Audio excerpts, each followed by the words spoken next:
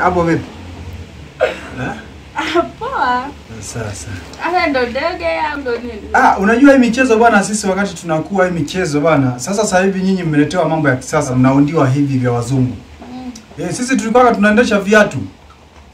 Unatumwa dukani kwenda kuchukua sukari, unachukua kiatu chako na limti, lifimbo fimbo unaendesha mpaka dukani, alafu unarudi.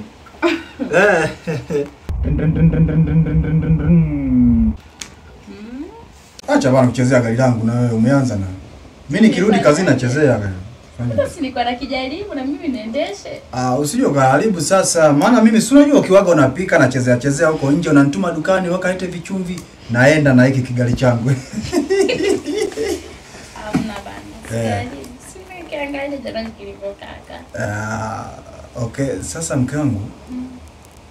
Mimi naona muda umeshafika sasa. Niende kazini kule. Na bwana Kipuluta hapa akapiga simu kasema ndugu, bosi uko njiani kwa hiyo uwahi, bosi akukute hapa. Sawa mwanangu, nimekuelewa. Nenda kapambane, mambo mengine yote usijoka afikiria kichwani. Mimi nilikuwa nakutania. Kweli eh? Okay, basi sawa.